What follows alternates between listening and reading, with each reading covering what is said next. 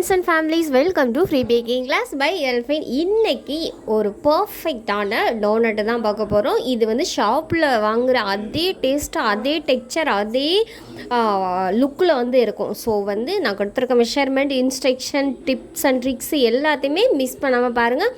அப்போ தான் உங்களால் பர்ஃபெக்டான ஒரு டோனட் இந்த மாதிரி செஞ்சு அசத்த முடியும். ஸோ நீங்கள் ஃப்ரீயாகவே பேக்கிங் கற்றுக்கணுமா? பேக்கிங் கிளாஸ் பக்கத்தில் இல்லையா, ஜஸ்ட்டு எங்கள் சேனலை சப்ஸ்கிரைப் பண்ணி ஃப்ரீ பேக்கிங் கிளாஸில் ஜாயின் பண்ணிக்கோங்க. இதுக்கு எந்த ஒரு ஃபீஸும் கட்ட தேவையில்லை, எந்த ஒரு எஜுகேஷன் குவாலிஃபிகேஷனும் தேவையில்லை.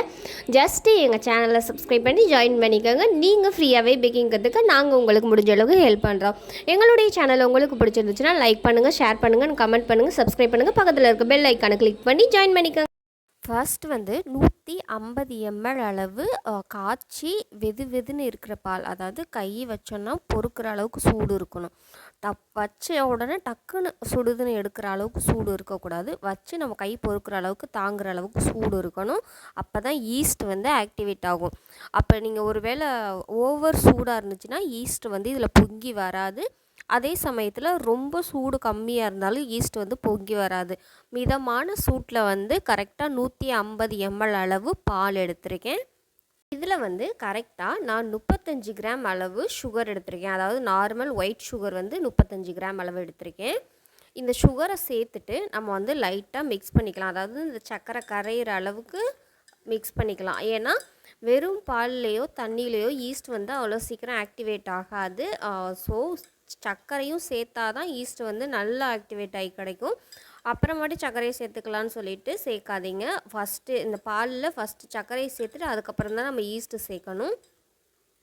சர்க்கரை நல்லா கரைஞ்சதுக்கப்புறம் 4 கிராம் அளவு ஈஸ்ட் எடுத்திருக்கேன். கரெக்டாக 4 கிராம் அளவு எடுத்துக்கோங்க. எக்ஸ்ட்ராவும் எடுக்க வேணாம், குறைவாகவும் எடுக்க வேணாம். அப்போ தான் கரெக்டாக ஃப்ளஃபியாக வரும். 4 கிராம் ஈஸ்ட்டையும் சேர்த்துட்டு நம்ம வந்து பொறுமையாக கலந்துட்டு ஒரு ஓரமாக வச்சிடலாம். அப்போ தான் வந்து ஈஸ்ட் வந்து ஆக்டிவேட் ஆகி கிடைக்கும். கொட்டிட்டு சும்மா வச்சிடாதீங்க, நல்லா கலந்துடணும்.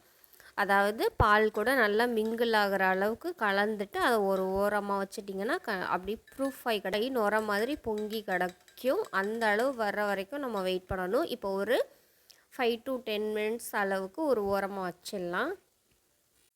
இப்போ கரெக்டாக நான் ஒரு 10 நிமிஷம் அளவுக்கு வச்சுட்டேன். அதாவது மூடி வச்சுருந்தேன். இது பாருங்கள், நுர மாதிரி பொங்கி வந்திருக்கா, நொதித்தல்னு சொல்லுவாங்கள்ல, அது மாதிரி நுர மாதிரி பொங்கி வரணும். இப்படி வந்தால் தான் உங்கள் ஈஸ்ட் வந்து பர்ஃபெக்டாக ஆக்டிவேட் ஆகிருக்குன்னு அர்த்தம். அப்படி ஆக்டிவேட் ஆகலைன்னா அது எக்ஸ்பைரியான ஈஸ்ட்டாக இருக்கும். இப்போ இந்த ஈஸ்ட்டு கலவையில் 1/4 டீஸ்பூன் அளவு உப்பு சேர்த்துக்கிறேன். உப்பு சேர்த்துட்டு அந்த உப்பு கரையிற அளவுக்கு லைட்டாக வந்து கலந்து எடுத்துக்கலாம். ஃபஸ்ட்டே உப்பு சேர்க்கக்கூடாது, ஆக்டிவ் ஆனதுக்கப்புறம் தான் உப்பு சேர்க்கணும். இப்போ இதை ஒரு ஓரமாக எடுத்து வச்சிடலாம். ஒரு பெரிய பவுல் எடுத்திருக்கேன். இந்த பவுலில் நார்மல் கேக்குக்கு யூஸ் பண்ணுற மைதா வந்து 250 கிராம் 250 கிராம் அளவு மைதா எடுத்திருக்கேன். இந்த மைதா கூட நம்ம ஆக்டிவேட் ஆக்கி வச்சுருக்கோம்ல பாலும் ஈஸ்ட்டும், அந்த கலவையை லைட்டாக மிக்ஸ் பண்ணிவிட்டு அந்த கலவையை வந்து இந்த மாவு கூட சேர்த்துடலாம்.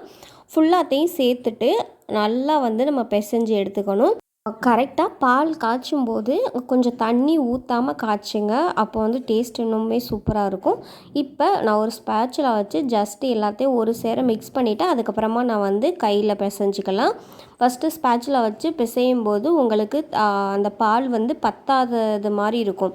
அதாவது மாவு நிறைய இருக்கிற மாதிரி இருக்கும். ஸோ வந்து தண்ணியோ பாலோ எண்ணெயோ எதுவுமே ஆட் பண்ணக்கூடாது. நம்ம கொடுத்துருக்க குவான்டிட்டியே கரெக்டாக வரும். அந்த அளவு பாலை வச்சு நீங்கள் வந்து நல்லா மசிச்சு பிசைஞ்சு கொடுக்கும்போது கரெக்டாக எல்லா மாவும் ஒன்று சேர்ந்து ஒரு பர்ஃபெக்டான டோவாக கிடைக்கும். இந்த மாதிரி மாவுலாம் ஒன்று சேர்கிற அளவுக்கு நல்லா பிசைஞ்சிட்டு அதுக்கப்புறம் ஒரு ஒர்க் ஏரியாவுக்கு வந்து மாற்றிக்கணும். அதாவது நான் ஒரு சிலிக்கான் மேட்டில் வந்து இந்த மாவை வந்து மாற்றிட்டு நல்லா வந்து அழுத்தி பிசையணும். ரப்பர் மாதிரி இழுக்கிற அளவுக்கு பிசைஞ்சு எடுத்துக்கணும். ஒரு 5 to 10 minutes அளவுக்கு நீங்கள் பிசைஞ்சாலும் ஒன்றும் தப்பு இல்லை. எவ்வளோதுக்கு எவ்வளோ சாஃப்ட் ஆகுதோ அவ்வளோதுக்கு அவ்வளோ சூப்பராக இருக்கும். இதில் வந்து 25 கிராம் அளவு அன்சால்ட்டு பட்டர் எடுத்திருக்கேன். பட்ரு வந்து இந்த அளவுக்கு சாஃப்டாக இருக்கணும். சாஃப்டாக இருக்க பட்டரை யூஸ் பண்ணால் தான் பர்ஃபெக்டான ரிசல்ட் கிடைக்கும். சூடான பொருளில் தான் ஈஸ்ட் வந்து ஆக்டிவேட் ஆகியிருக்கு. அதில் வந்து நம்ம குளிர்ந்ததை வந்து சேர்த்தோன்னா அது வந்து பர்ஃபெக்டாக வராது. அதனால நல்லா கூலிங் டெம்பரேச்சர் போனதுக்கப்புறம், அதாவது ஃப்ரிட்ஜில் இருந்து எடுத்து ஒரு 3 மணி நேரம் ஆனதுக்கப்புறம் இந்த மாதிரி ஒரு சாஃப்டான டெக்ஸ்சர் வந்ததுக்கப்புறம் நம்ம மாவு உள்ள சேர்த்து நல்லா பிசைஞ்சு எடுத்துக்கணும். ஃபஸ்ட்டு வந்து கையில் ஒட்டும், அதுக்கப்புறம் பிசைய இந்த மாதிரி ஒரு சாஃப்டான டோவாக கிடைக்கும். பாருங்கள், இந்த அளவுக்கு சாஃப்டாக நம்ம வந்து பிசைஞ்சு எடுத்துகிட்டு அதே ஒர்க் ஏரியாவில் வச்சுட்டு நான் பெனஞ்ச பாத்திரத்தையே குப்பரக்க கவுத்து வச்சிடறேன். ஒரு 10 நிமிஷத்துக்கு அப்படியே இருக்கட்டும். இப்போ 10 நிமிஷம் ஆனதுக்கப்புறமா நம்ம ரெடி பண்ணி வச்சுருக்க மாவை சரி பங்காக நம்ம பிரித்து எடுத்துக்கலாம். நீங்கள் கிராம் மெஷர்மெண்ட்டில் எடுத்தாலும் பரவாயில்ல, கப் மெஷர்மெண்ட்டில் எடுத்தாலும் பரவாயில்ல. நான் கரெக்டாக இந்த கப்பு எடுத்திருக்கேன், அதாவது 1/4 கப் அளவு 60 ml கப்பு, அந்த கப் எடுத்திருக்கேன். அதில் வந்து 1 கப் அளவு வர்ற மாதிரி எல்லாத்தையும் நான் பிரித்து எடுத்துக்கிறேன். அப்போ தானே பார்க்க ஈவனாக இருக்கும், பார்க்கவும் நீட்டாக ப்ளசண்ட்டாக இருக்கும். அதனால தான் இந்த மாதிரி. இல்லை நீங்கள் வெயிட்டில் செக் பண்ணுறதா இருந்தாலும் கரெக்டாக உங்களுக்கு என்ன ஷேப் அளவு வெயிட் வேணுமோ அதை வந்து நீங்கள் பிரித்து எடுத்துக்கோங்க. இது வந்து 1/4 கப் அளவு. இந்த மாதிரி எல்லா உருண்டைகளையும் எடுத்தோன்னா கரெக்டாக நம்மளுக்கு ஒரு 8 டோனட் அளவு கிடைக்கும். அதாவது இந்த 1/4 கப் அளவு மெஷர்மெண்ட்டில் எடுக்கும்போது கரெக்டாக ஒரு 8 கப் அளவு கிடைக்கும். இப்போ இந்த மாதிரி ஒவ்வொரு உருண்டைகளையும் எடுத்து நம்ம வந்து கிராக் இல்லாமல், அதாவது விறுவிறுவாக இருக்கும்ல, அது இல்லாத அளவுக்கு க்ளோஸ் பண்ணிக்கணும். ஒருவேளை உங்களுக்கு இருந்துச்சுன்னா எண்ணெயில் போட்டதுக்கப்புறம் அது அப்படியே விரிஞ்சு வந்துடும். அந்த விறுவிறுவாக இருக்கிறத வந்து நம்ம ஃபஸ்ட்டு வந்து க்ளோஸ் பண்ணிவிட்டு ஒரு சர்க்கிள் மாதிரி உருட்டி எடுத்துக்கலாம். ஏன்னா அதுதான் இதில் வந்து இம்பார்ட்டண்ட்டே. விறுவிறுவாக இல்லாத அளவுக்கு நீங்கள் உருட்டுறதை பொறுத்து தான் உங்களுடைய டோனட் வந்து பர்ஃபெக்டாக வரும். இப்போ இந்த மாதிரி உருட்டுனதில் ஒருவேளை உங்களுக்கு இருக்குது, அதுக்கு என்ன பண்ணணும் அப்படின்னா, இந்த மாதிரி ஒரு ஃப்ளாட்டாக இது பண்ணிக்கோங்க. சப்பாத்தி மாதிரி லைட்டாக ஃப்ளாட் பண்ணிவிட்டு அதை வந்து உள்ளே அடிப்பகுதியில் இழுத்து விடணும். இழுத்து க்ளோஸ் பண்ணிவிட்டு அந்த அடிப்பகுதியை வந்து நல்லா டைட்டாக அழுத்தம் கொடுத்திங்கன்னா அது எல்லாம் க்ளோஸ் ஆயிரும். அதாவது ஒரு முடிச்சு மாதிரி க்ளோஸ் ஆயிரும். இப்போ வந்து நீங்கள் சர்க்கிள் டைப்பில் உருட்டிட்டு உங்களுக்கு என்ன ஷேப் வேணுமோ அந்த மாதிரி நீங்கள் ரெடி பண்ணி எடுத்துக்கலாம். முடிஞ்ச அளவுக்கு நான் வந்து ஈஸியான ட்ரிக்ஸ் எல்லாம் சொல்லி கொடுக்குறேன். உங்களுக்கு யூஸ்ஃபுல்லாக இருக்கும்னு நான் நம்புகிறேன். இந்த மாதிரி எல்லாத்தையும் நம்ம வந்து உருட்டி எடுத்துக்கலாம். உருட்டினதெல்லாம் சர்ஃபேஸில் வச்சுட்டு லைட்டாக வந்து அழுத்தம் கொடுக்கணும். அதாவது உளுந்த வடை வெந்ததுக்கப்புறம் எந்த திக்னஸில் இருக்குமோ அதில் பாதி அளவு திக்னஸ்லையாவது இப்போதைக்கு இருக்கணும். அப்போ தான் பொங்கி அது வரும். அதனால் லைட்டாக வந்து அழுத்தம் கொடுத்துட்டு இந்த மாதிரி நாசில்ஸ் இருக்குல்ல, கேக்குக்கு டிசைனுக்கு போடுவோம்ல நாசில்ஸு, அந்த நாசில்ஸை வச்சு நடுவில் கட் பண்ணி எடுத்துக்கலாம். நம்மளுக்கு எந்த ஷேப்பில் வேணுமோ அந்த ஷேப்பில் வந்து நீங்கள் கட் பண்ணி எடுத்துக்கலாம். இப்போ நான் எல்லாத்தையும் ஃப்ளாட் ஆக்கிட்டேன். அதில் வந்து பெரிய நாசில் இருக்குல்ல, 1M நாசில், 2D நாசில், அந்த மாதிரி நாசிலை வச்சு இந்த மாதிரி அழுத்தம் கொடுத்து அதை வந்து சர்க்கிளாக செஞ்சு எடுத்துக்கலாம். மாதிரி சர்க்கிளாக செஞ்சதை நம்ம வந்து டைரெக்டாக கீழே வைக்காமல் ஒரு பட்டர் பேப்பர், ஒரு ஸ்கொயர் டைப்பில் கட் பண்ணிவிட்டு அந்த பட்டர் பேப்பரில் வந்து இந்த ரெடி பண்ணி வச்சுருக்க டோனட்டை வச்சுட்டு நடுவில் எதுவும் பிசுறாக இருந்துச்சுன்னா அதை வந்து ஈவன் பண்ணி எடுத்துக்கலாம். இந்த மாதிரி ரெடி பண்ண எல்லாத்தையுமே நம்ம வந்து ரெடி பண்ணி எடுத்துக்கலாம். ஆக்சுவலி எனக்கு வந்து மொத்தம் 8 டோனட் அளவு வந்திருக்கு. ஒரு குட்டி டோனட்டும் எக்ஸ்ட்ரா வந்திருக்காங்க. இப்போ இந்த மாதிரி செஞ்ச டோனட்டை எல்லாமே நம்ம வந்து ஒரு ஒர்க் ஏரியாவிலையோ இல்லது ஒரு ட்ரையான பிளேஸில் வச்சுட்டு அதை வந்து ஒரு ஃபுட் ரேப்பரோ அல்லது ஒரு பிளாஸ்டிக் கவரோ அல்லது ஒரு மூடியோ போட்டு மூடி டபுளாக பொங்கி வர்ற அளவுக்கு வச்சிடணும். ஒரு 40 நிமிஷத்துக்கு இது அப்படியே இருக்கணும். இதை வந்து டிஸ்டர்ப் பண்ணாதீங்க.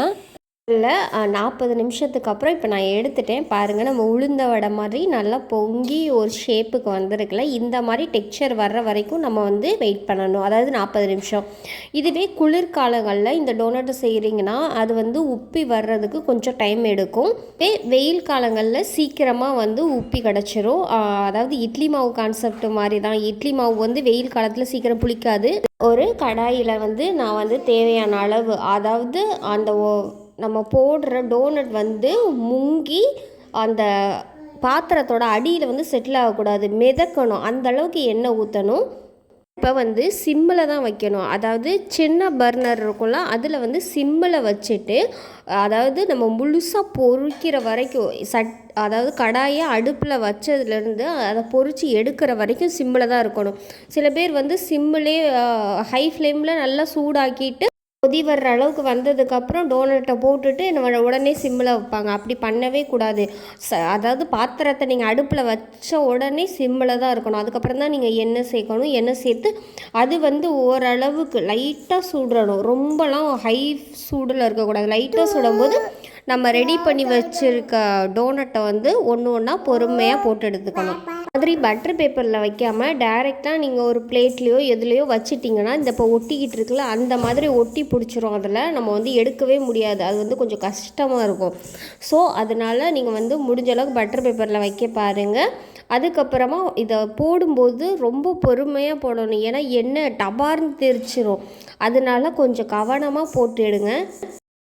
டோனட்டை போட்டதுக்கப்புறம் வந்து மிதமான சூடில் லைட்டான சூடில் தான் வேகணும். அப்பப்போ வந்து திருப்பி போட்டுகிட்டே இருங்க. ரொம்ப நேரம் அப்படியே விட்டுட்டிங்கன்னா ஒரு பக்கம் ப்ரௌன் ஆயிரும், ஒரு பக்கம் ஒயிட்டாகவே இருக்கும். அதனால் அடிக்கடி திருப்பிக்கிட்டே இருக்கணும். நம்ம டோனட் வந்து எவ்வளோ பர்ஃபெக்டாக எவ்வளோ கலர்ஃபுல்லாக வந்திருக்குன்னு சொல்லிட்டு வச்சா உள்ளே வந்து வேகாது. வெளியில் மட்டும் நல்லா கலராக வந்துடும். அதனால் சிம்லே வேக வச்சுருங்க. அப்போ தான் கரெக்டாக வரும். மாதிரி எண்ணெயிலேருந்து வடித்ததுக்கப்புறம் நல்லா சூடு ஆறுற வரைக்கும் ஒரு பிளேட்டில் வச்சு நார்மல் ரூம் டெம்பரேச்சரில் வச்சிடலாம். சூடோட சாக்லேட்டில் டிப் பண்ணோன்னா சாக்லேட் வந்து வலிஞ்சு ஓடிடும். ஒரு ஒரு பேட்டராக வந்து மேலே வந்து நிற்காது. நல்லா ஆறட்டும். அதோட டெக்ஸ்சர் எப்படி இருக்குன்னு பாருங்கள். சைட்லேயும் பாருங்கள். இப்போ வந்து நான் இதை வந்து உடச்சி காட்டுறேன். பாருங்கள், இந்த டோனட் வந்து எவ்வளோ அழகாக எவ்வளோ க்ரீமியாக எவ்வளோ பர்ஃபெக்டாக இருக்குன்னு. நல்லா உள்ளேயும் வெந்திருக்கு. உள்ளேயும் மாவு மாதிரி எந்த ஒரு இதுவும் இல்லை. சூப்பராக வந்திருக்கு. ஆறுனதுக்கப்புறம் நான் வந்து டபுள் பாயில் மெத்தடில் டார்க் அமௌண்ட் சாக்லேட் இருக்குல்ல அதை மெல்ட் பண்ணி எடுத்திருக்கேன். இந்த மாதிரி ஒரு திக்கான பேட்டராக வந்து ரெடி பண்ணி எடுத்திருக்கேன்.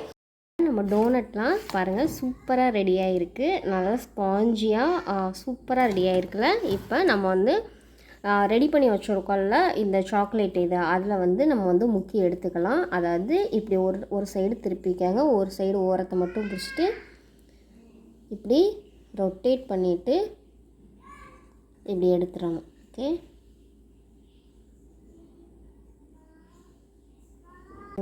நம்ம டோனட் வந்து எவ்வளோ அழகாக எவ்வளோ க்யூட்டாக வந்திருக்குன்னு. இல்லை ஒரு சைடு மட்டும் எனக்கு இருக்கணும் அப்படின்னு நீங்கள் நினச்சிங்கன்னா ஒரு சைடு மட்டும் டோனட்டை லைட்டாக கவுத்து பிடிச்சி இந்த மாதிரி கொடுத்துட்டு இன்னொரு சைடு வந்து ஒயிட் காம்பவுண்ட் சாக்லேட்டை வந்து நீங்கள் மெல்ட் பண்ணி இதே மாதிரி சேர்த்துக்கலாம். நான் வந்து எல்லாத்துலேயுமே வந்து சாக்லேட்டு தான் முக்கியம் எடுக்கிறேன். ஒருவேளை உங்களுக்கு ஒயிட் சாக்லேட் வேணும் அப்படின்னா நீங்கள் வந்து தாராளமாக இதே மாதிரி டபுள் பாயில் மெத்தடில் மெல்ட் பண்ணி அதே மாதிரி ஒயிட் சாக்லேட்டில் ஒருவேளை நீங்கள் கலர் சேர்க்கணும் அப்படின்னு நீங்கள் நினச்சிங்கன்னா அது வந்து கேண்டி கலர் மட்டும் தான் சேர்க்கணும். ஒயிட் சாக்லேட்டில் விப்பிங் க்ரீம் கலந்து கனாஷ் ரெடி பண்ணிங்கன்னா மட்டும்தான் அதில் வந்து கலர் வந்து எந்த ஃபுட் கலர் வேணாலும் சேர்க்கலாம். ஆனால் அதுவே நீங்கள் வந்து மாதிரி வெறும் சாக்லேட்டை மெல்ட் பண்ணும்போது அதில் வந்து கேண்டி கலர் தான் யூஸ் பண்ணணும். இதில் வந்து நீங்கள் ஸ்ப்ரிங்கிள்ஸ் போட்டுக்கலாம். ஒரு பக்கம் மட்டும் ஸ்ப்ரிங்கிள்ஸ் போட்டுக்கலாம். இல்லை ஃபுல்லாக வந்து ஸ்ப்ரிங்கிள்ஸ் போடுறா இருந்தாலும் ஸ்ப்ரிங்கிள்ஸ் போட்டு இந்த மாதிரி ஷைனிங்கான க்ளோ மாதிரி உங்களுக்கு காமிச்சிங்கன்னா சூப்பராக இருக்கும், அட்ராக்டிவாக இருக்கும். பாருங்கள் எவ்வளோ சூப்பராக எவ்வளோ க்ளோவாக எவ்வளோ கண்ணாடி மாதிரி ஒரு பர்ஃபெக்டான டோனட்